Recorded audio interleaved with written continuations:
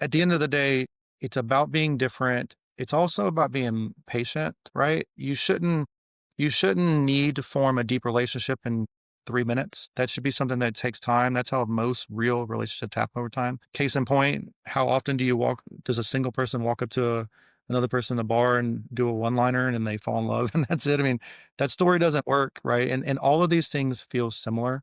Welcome to Benefits Broker Boost, the show that gives employee benefits brokers practical strategies to grow, scale, and streamline their business. Presented by Plansight, where innovation meets efficiency in employee benefits. Now, let's dive in. Welcome back to another episode of Benefits Broker Boost. I'm joined today by Chris Pierron. Chris, thanks for joining us today. Yeah, man. Thanks for having me. I was excited when you reached out and I can't wait to touch on this topic that I know that me and you both have a lot of interest in. So excited. Yeah, I was really excited. You know, when I messaged you and you responded with what you were doing, I was thinking we need to make sure that this episode happens. So I'm excited we got it scheduled. I'll do a brief introduction. Again, the goal of this podcast is that every single person that watches this walks away with something that they can practically implement in their.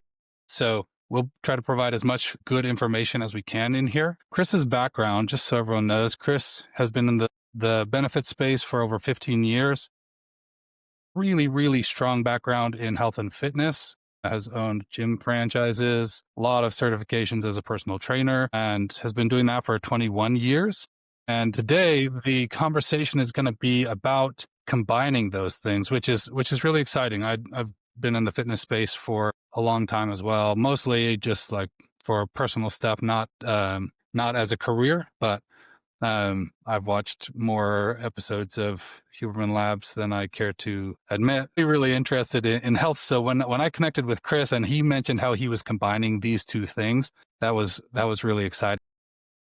Let's kick it off with the origin story, Chris. Chris is starting a company called The Conscious Bite, where he's combining health and fitness training, and not as much training, but education with employee benefits. So run us through that. What is the origin story? How'd you come up with the idea? This is going to be really interesting, I think. Yeah. So currently I'm with the Baldwin Group. I don't know if we mentioned that before, but yeah, the origin story goes back to a few different things, right? So first and foremost, like you mentioned, 21 years in the fitness space, done everything from personal training to running personal training departments to club manager, general manager, owned my own gyms. At one point I ran all the education for a company called 24 Hour Fitness. So for a period of time, every personal trainer that came through Houston for a number of years came through an education system with me. Then owned my own string of gyms for a little bit in the group fitness world, which group fitness in the COVID times was not ideal, but hey, we learned a lot and we had a lot of fun. You know, I've always done fitness and benefits simultaneously. I know back in around 2010, when I was running gyms, I started selling health insurance on the side as just a way to make money. It didn't seem like a passion yet, kind of grew over time. And throughout the years, I'd have periods of time where I was full-time in the insurance space selling, individual and small group policies. And then there was times where I went back to the gym world, mainly because I needed health insurance a lot of times for either a newborn child or one on the way. And I've always just had a passion for both, have done both simultaneously. And so fast forward to today, where I'm a full-time advisor of employee benefits, and I've been trying to think of a way to differentiate myself for a while. I don't know about you, but the old school, or really the current school of cold calling and the really uncomfortable parts of the job just didn't seem to resonate with me as well. And so I thought, what prior experience could I pull from? So I'll tell you two different stories. And this is long, so I apologize. So when I was in the gym world, and I was back when I was managing fitness departments, we had obviously the goal, we had to hire trainers, develop trainers, all of those things, but also we were responsible for recruiting and basically finding 5 new clients a month to then pass on to your trainers and then kind of help them along the way by training them how to train on the job, right? Back then in the nation, the average fitness manager was maybe doing 3 to 4, and the rock stars were doing anywhere from 6 to 7. So I thought, how can we find a way to bust this open, so to speak? So I came up with an idea that wasn't about sales at all. It was really more of a service mentality. So I would take a clipboard and I would have a bunch of names written on the clipboard, and I would walk up to people doing cardio, assuming if you're doing cardio, you're probably trying to lose weight. And I would interrupt them, which was usually uncomfortable, and they take their headphones off, a little annoyed. And I would just ask them, "Hey, are you trying to lean out? I'm trying, basically, I have this new program that I've created and I don't know who to market it to. And I need some guinea pigs. So I just need to train some people for free." And they'd look at you because they assume that there's a bait and switch coming, right? But there wasn't. And so what I would do is I would take them over, take them through a kind of a metabolic routine, which we could go into at a different time. And about 8 minutes into the workout, they were toasted. They were on the floor and they'd stand up and say, "I've worked out for 10 years, 15 years. I've never been that wiped out in that short amount of time." And I'd explain to them why it worked and why it would be good for their body. And then we'd walk over. I'd take their weight, I'd take their waist measurement, I'd take their body fat, and then give them a program like, "Hey, on these days for the next 3 weeks, I need you to do these things." And everybody got the same plan. And so in 3 weeks, we'd have an appointment scheduled, and I would do that 5 times a day, every day. And I work 6 days a week. So that would lead me to 30 follow-up appointments for the next month. And a kind of a bunch of variety of things would happen, right? Some people would walk in there three weeks later and say, "Why, I've lost 6 pounds. This is crazy." Like, and they say, "What do I do next?" I'm like, "Keep going. I'll see you in 3 more weeks." The next group would walk in and say, "Chris, I haven't done anything since we met last time. I need help. Can I have a trainer?" And boom, there you go. Then you'd have a new business unit and you're off to kind of what the original goal was. And then the people that would consistently come in with results over time after a few months would look and say, "I've lost 15, 20 pounds. It's the best I've ever looked. Like, what can I do to repay you?" And I would say, just if there's anybody in your family or friends that you think could benefit from it, send them my way and we'll set them up with a trainer. And they would. And after a few months of this, I was averaging 17 to 19 units a month, right? Which got me a lot of attention in the country. Everybody wanted to know what I was doing. And the reality is we were excelling in sales, but I wasn't selling. You were giving, not expecting anything in return, and then watching it organically come back, right? So since I've been back in the benefits space, which in 2018 we opened up our string of studios, and then as COVID kind of wrecked that market, there was a point where I needed to go back to a full-time job, W-2 style. Went back to being a benefits broker, and I have been trying to figure out how to make this happen in this space, and I've been stumped for a while, right? Mhm. Which leads me to my next story. So about a month ago, sat down for a podcast. It was called Self-Funded with Spencer. I know you guys know Spencer well. I know you used to Yeah, work for definitely. Plansight. And the podcast was me, Spencer, and my closest friend, who's a well-known chef down here in Texas, called Chef Austin Simmons, right? And Chef not only owns restaurants, but he also has his own meat genetic. So they bred purebred Wagyu with purebred Charolais. They feed it a certain way. It's basically created the way they feed the cows, the way they don't do anything the normal way, to where the food or the meat, when it comes out, is purely omega-3s with tissue. So all the bad things you've heard about red meat, they found a way to eliminate it. So we meet with Spencer. Spencer was blown away to how much information came out of Chef Austin, and we were waiting to start the podcast. We were just kind of goofing off and talking. Spencer asked us, he said, "Hey, how do we start finding vendors that can walk in, basically come into our space and maybe find a way to get healthy food into people's systems? Because we are all into fitness. We know that that would fix everything." And me and Austin both at the same time said it won't work, right? Because if you introduce anything like that, people, for the most part, around the country, if you talk about the masses, have no clue and really don't care about what the food's, doing to them. They don't care. Like, if you look at the back of the label and it says canola oil, they don't care. It doesn't taste any different, right? So he said, until there's a way to do widespread education on nutrition, it's never going to work. And the day after the podcast, I went on a road trip with my family to Portland from Houston. And I had 70 hours in the car to think about it, and my mind wouldn't stop. Yeah. And by the time we reached Portland, me and my wife formed an LLC, and that's how the Conscious Bite was born. And we just got the DBA finalized last Friday, and it's Congratulations. officially a company, and we're off to the races. That's exciting. That's exciting. So walk me through this. So you're thinking differently about marketing to companies to HR professionals to the head of finance, who's ever making those decisions for the company, you're approaching it differently. And this is the two stories you told were great, because this is going back to when you were in the gyms and you were just giving that give right out the beginning that people were interested in, right? Now you're pairing this with the benefits space, right? You're having this give that you can go in and do this education. Talk to me about the strategy there. You know, a lot of times right now, when benefits brokers are trying to get in front of HR professionals, it's cold calling, it's cold emailing, it's trying to connect on LinkedIn. What's the strategy here, and how is that going to differentiate you from kind of the main pack of benefits brokers that's going the traditional route? Sure. So, going back to the fitness days too, like I always wanted to think outside the box, right? To me, if everybody's doing the same thing, how do you differentiate? And you and I both know in the benefits space, HR directors are getting hit up by 10, 15, 20, 30, 40 brokers, and we're all relatively saying the same thing. But we're all really passionate that ours is different, right? And even if it is, it doesn't matter because they're already fatigued from the last 15 people that have reached out. When I owned my own studios, I was the CEO, the CFO, the HR director, the janitor, all of that. And I was always overwhelmed. I was always super busy. I was always stressed, very similar to HR directors nowadays. I mean, any broker can tell you every HR director they pretty much ever talked to is overwhelmed, overworked, and stressed. And when I would have cold calls, somebody calling me from a random number, Monday, Wednesday, and Friday, in the middle of my stress, by the time I finally answer the phone after 2 weeks, it sounded like this. Hello, I don't care. Please don't call me again. Bye. Right.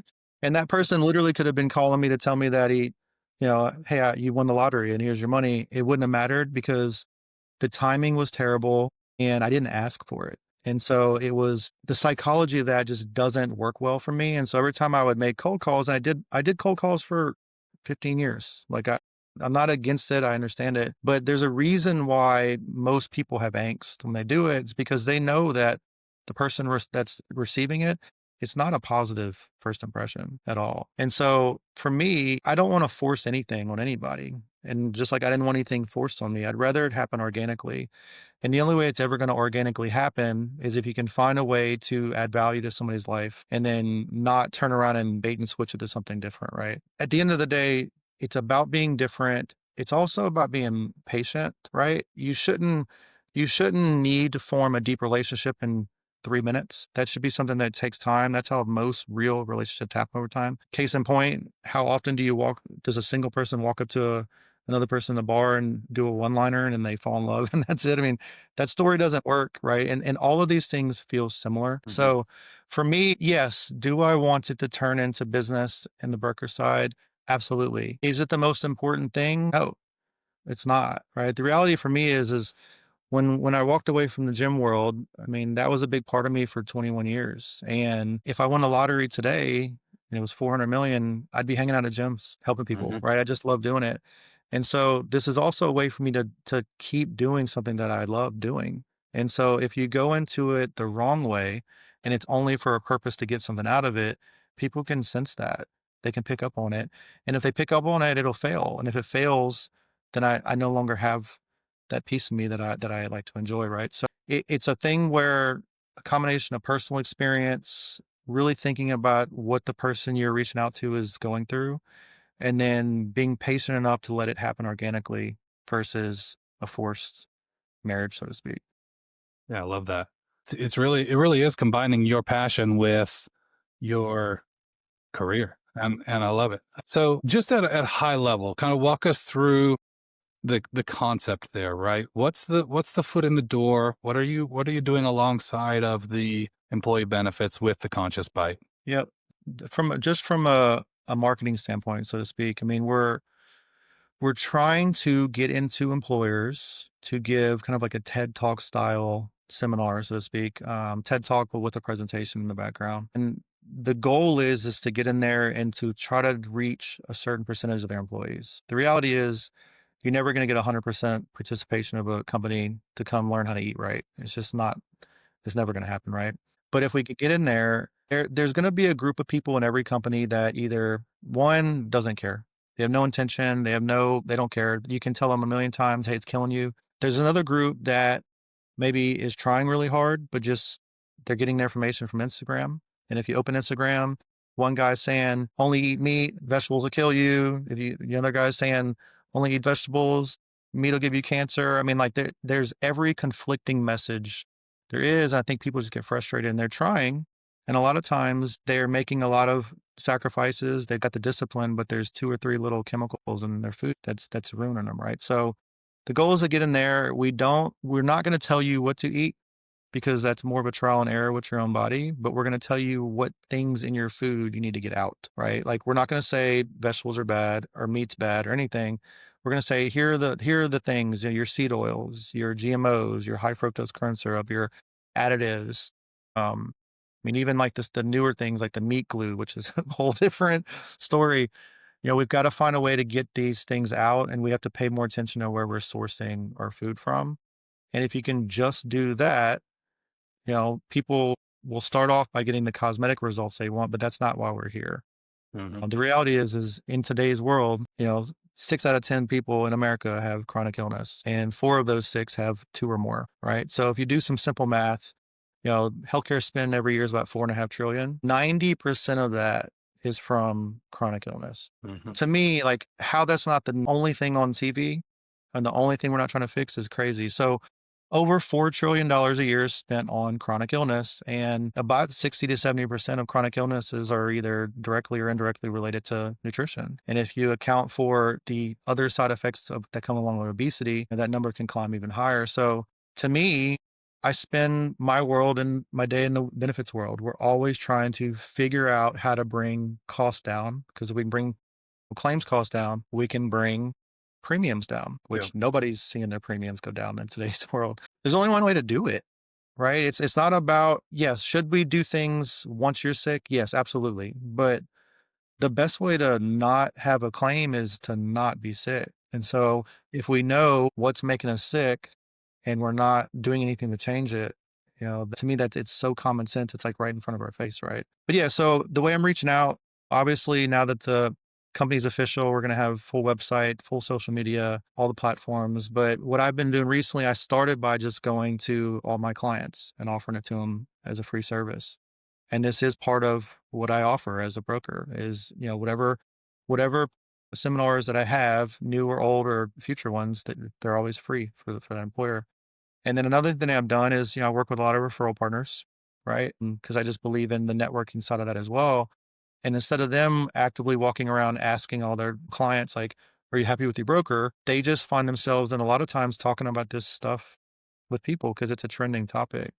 Yeah. And once they get in there, then I just tell them all the time, hey, if you ever need to offer this to them for free to help you out, I'll do it for free for you. And so that's been leading to a lot of opportunities as well. And I go in there, and every time you'll meet with HR, and without fail, every time the people you're talking to want to talk about their own personal journey. And what happens when people talk about their personal journey? They get vulnerable. And when you're vulnerable, that's the first step in building a relationship, right? So the relationship's built, and then we go through, we do the presentation, they love it, and then they start seeing a few people here and there that are responding and trying to make a difference. And I always walk out thanking them, and that's it. Meaning we don't ever bring up that I'm a broker. I don't want it to happen that way. I want it to happen to where over time with the relationship, they just organically figure it out, then they reach out. But that's been the approach. I mean, the approach really is, it's a company, it's its own LLC. We are going to charge for it, and we're going to push it as its own company. And if it translates into more success in the broker world, fantastic. If not, fantastic. Yeah, that's great. It's a natural relationship where your goal is to educate the masses. In educating the masses, you're making the relationships. Your reach out is no longer, hey, let me see if I can save you some money on your health plans, or your health plan probably going up this year. Let's see if we can, get you a better rate, right? That's the reach out of 90% of what's happening right now. Now it's, hey, I educate workforces on making healthy choices, and I'd love to come in and give a presentation to your company, right? That's a cold outreach that an HR professional is, we have people that come into the companies that I've worked at before that'll come in and educate on all sorts of different topics that the HR leader thinks are going to be interesting it's a value add to the employees. So yeah, I love that. Okay, so you've done a couple of these already, not Mhm. under the name Conscious Bite, since you just barely got that DBA, but just as kind of like a trial proving grounds. What has the response been there? Walk us through how that's gone, what the reaction has been, what people's response has been to the presentations that you've given. Yeah, it's from HR standpoint, it's always been really, really positive, right? And I think that the employees that go in there wanting to learn feel like HR cares about them, right? They're not just, finding ways to tell them to go to the doctor. I mean, they're actually, giving them something that can benefit their life. And there's a lot of people that are desperate for that, right? Another thing we found is you can't get 100% participation. No. You're never going to, and that's okay. You got to start somewhere. But then pretty much every single time, there's always a handful of employees that are hanging out after because they want to talk about their own journey and they have questions about that. And that's, to me, that's the beauty right there is the light bulbs are going off. And they might not walk out of my presentation and remember every piece of it and start eating completely clean that day, but they're going to go make some change. And then I mean, you and I both know, you make any change at all, and then you start feeling better and your brain fog gets a little better. You start feeling less bloated. Your scale starts to drop. That motivates you to want to go to the next step. And then, fast forward a year down the road, that person's super fit and they're the ones teaching everybody. And the beauty is we're really just planting a seed in the company Yeah. because, I'll use a real life example that is proof that it works, right? What happened when Ozempic came out? Somebody in the office tried it. Yeah. Somebody tried it. Somebody lost weight. Everybody in the office wants to know what you did to lose weight. And then boom, before you know it, you've got 45 or 90 Ozempics or any other GLP-1 in your plan, which by the way is not helping your plan spend. No. And so it's the same concept, right? The people that are going to listen, that are going to start making changes, are going to start looking and acting different.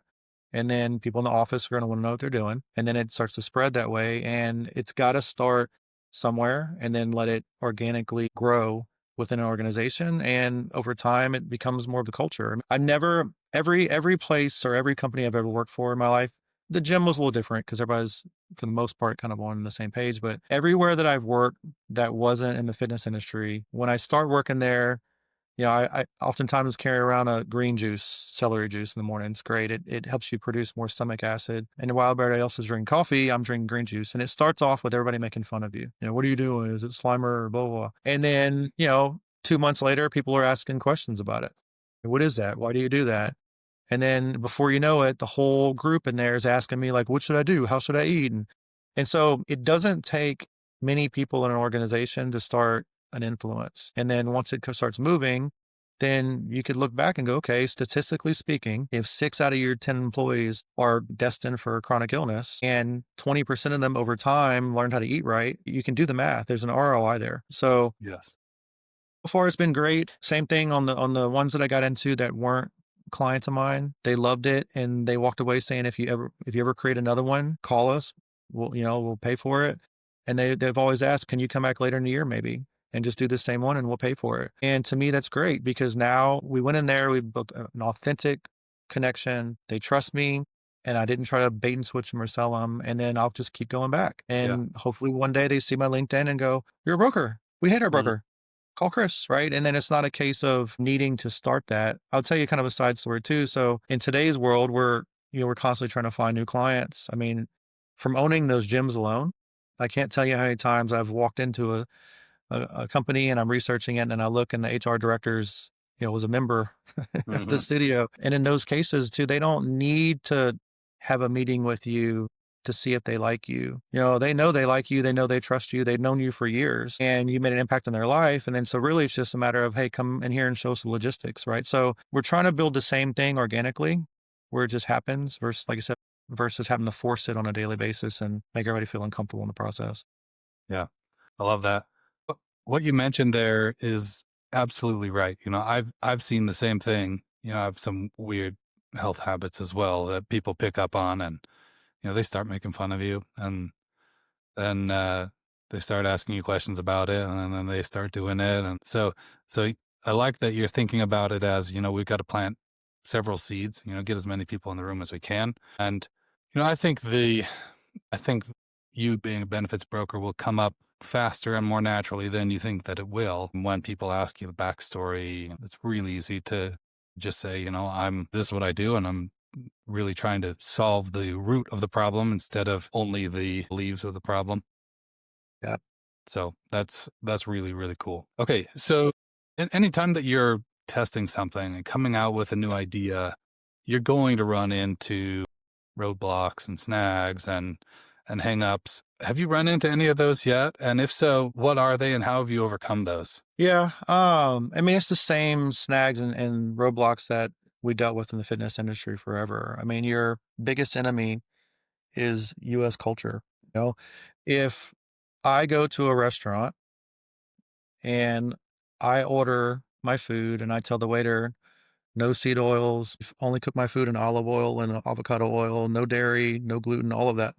Am I the norm or am I the outcast? Definitely the outlier for sure. Right. If I go to a happy hour and everybody's getting hammered on alcohol and I don't drink, am I the norm or am I the outcast? Definitely the outlier. Right. And so the goal is to reach people that are listening. And in some of the seminars, there's always a few people that, they get caught up on one thing, right? Like they grew up with a certain food their whole life. Their mom, their grandma passed down the recipe. They've been raised on it. The whole family tree is obese, by the way, but they're not connecting that. And then when you try to challenge them on taking something out that is a family tradition, B, a massive food addiction, right? There's pushback. And there's I could just never do that. And so why even try? A lot of people don't realize that we can all look at the big tobacco companies and say, and put a label on it as bad, right?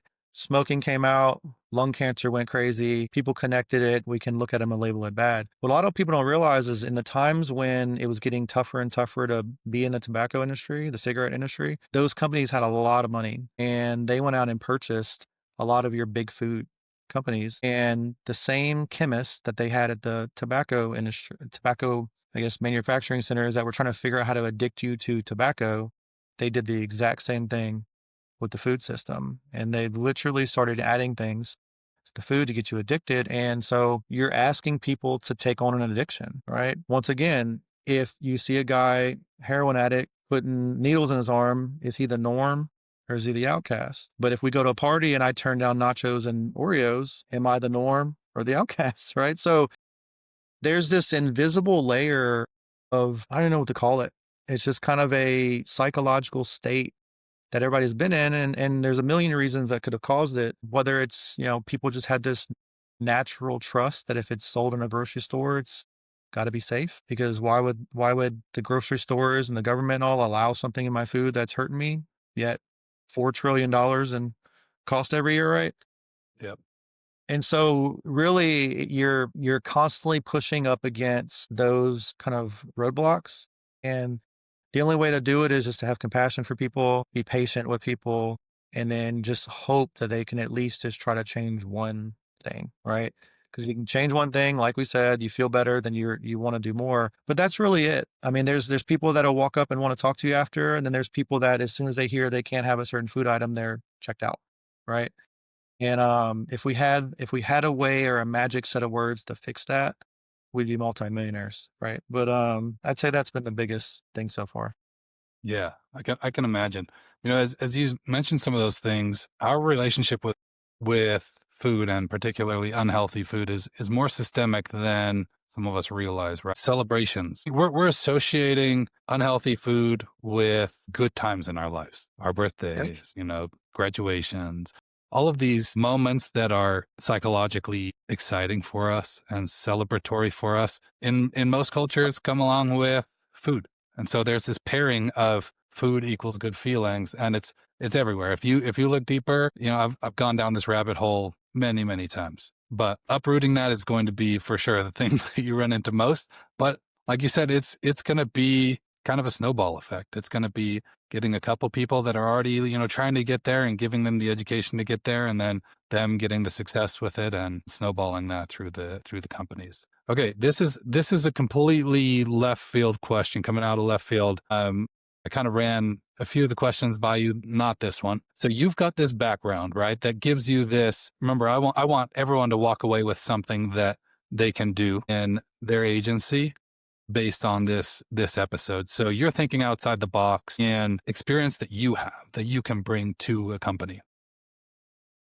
Not everyone watching this will have that same set of experiences. I want, and I'll brainstorm with you, but I want to brainstorm some other outside the box things that people can do that doesn't require the same skill set, that doesn't require the same background, that can be that value add without needing your experience. Does that make sense?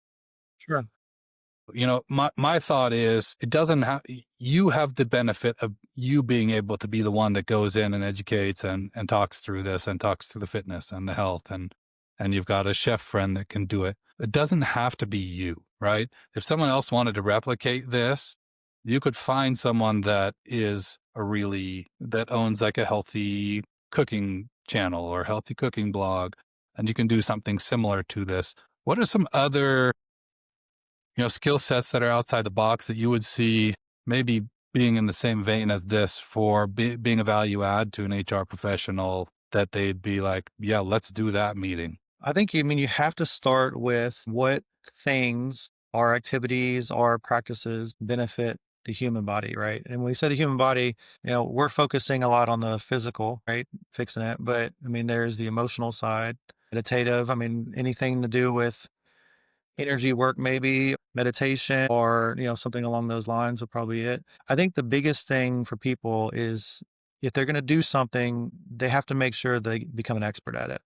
Right. It'd be a completely different story if I was just an Instagram trainer. I didn't have 5 certifications. I didn't have 21 years of experience and I just worked out all the time. And I just thought, you know what, I'll go teach people this. And that could get dangerous pretty quickly. But I think anything to do with mental health, spiritual health, physical health, I think that's in our space. That's kind of where it needs to be because you're trying to impact the employee to make them healthier.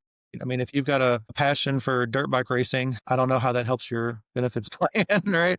But yeah, that's what I would say. It's anything to do that can improve any part of psychological, mental, physical, spiritual health.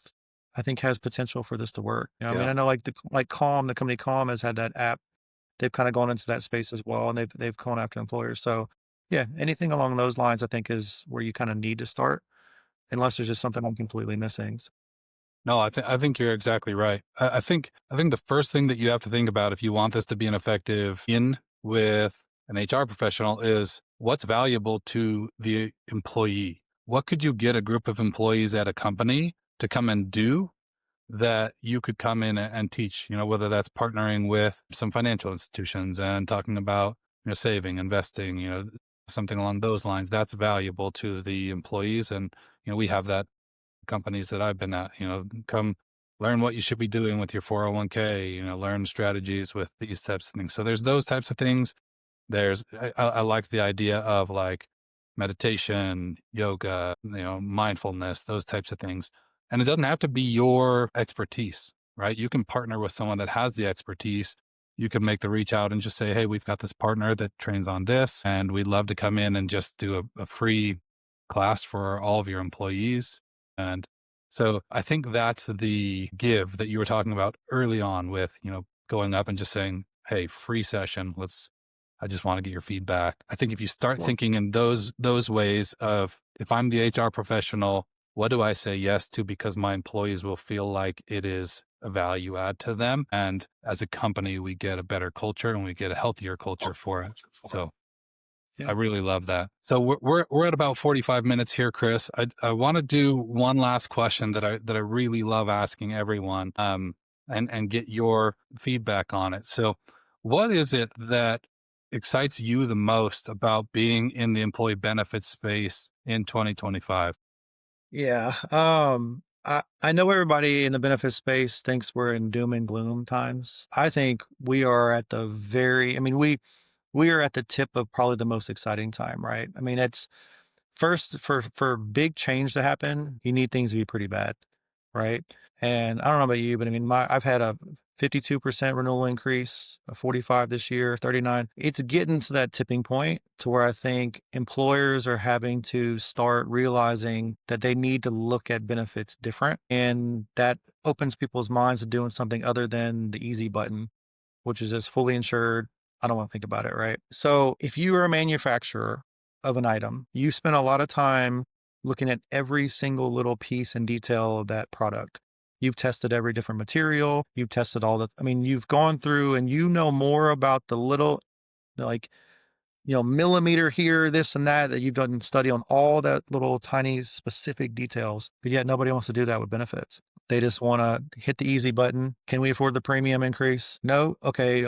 Make the deductibles higher and they move on, right? It's just not a good system, right? So for me, this is going to force us to look at the entire life cycle of a patient. So if we look at it from the very beginning, like we've talked, what are you doing to prevent them from getting sick in the first place? Which feeds right into what we're trying to do. Beyond that, are you going to maybe you start doing incentives to get people to go to get their preventative? Right? So you can catch things that are sooner. And then once you get in there and then they are sick, what kind of care navigation do you have that's going on? Or are you trying to route them to the doctors that have the best outcomes?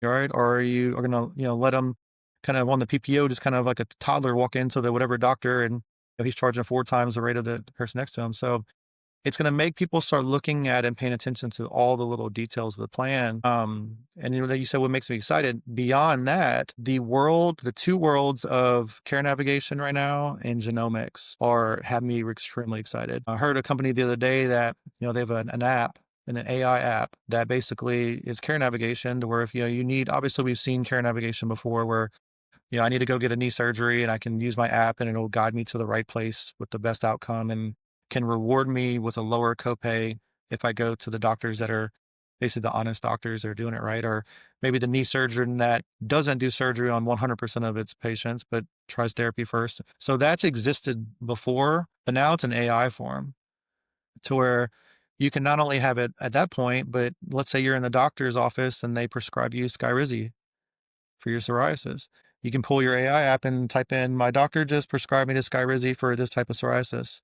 Is there a better med out there? And it'll say, yes, according to your plan, there's a biosimilar that's, $20 a month for you instead of $450. And you just saved the plan from going $100,000. Now maybe it's $2,300.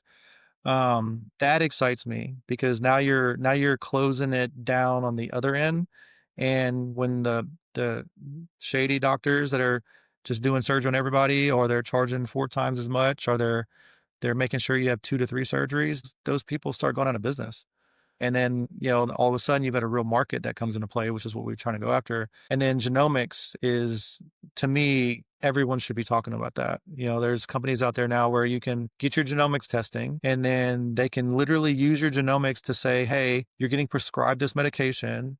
And it's usually the brand medication to start because we kind of know how the PBMs work that are owned by the Bucas and all that. So now you can say, based on your genomics, you're not going to respond well to that drug. Maybe we need to use a drug that came out in the 90s that's almost identical. That's a generic for $2 now.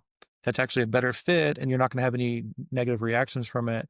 To me, we're moving into a really cool world where we can use AI and genomics and these things to really start, getting to that place where we can kind of use technology to prevent things from going wrong. And I just think it's fantastic. And you need a time and a breaking point in the industry for people to start saying, okay, let's talk about it because we have to do something. So I just think I think it's the ideal time to be in the industry, in my opinion. Yeah, I love that insight. You need the external pressures to kind of come up with the actual solutions. So Yep. Awesome.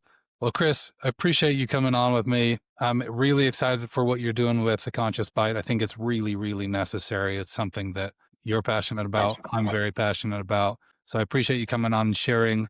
I hope that everyone that watched this show today has something that they can take away. And if that something is really just brainstorming, what value add can I give to HR professionals, that it may not be an immediate, yes, let's explore your team's benefits package, but hey, here's something that we're going to add that's of value. If that's what you took away, great. I think that's really smart thinking outside the box. As a marketer, I love ideas like that. So really appreciate you coming on and sharing that with us. Thank you everyone for watching this episode of the Benefits Broker Boost. Hope to catch you next time.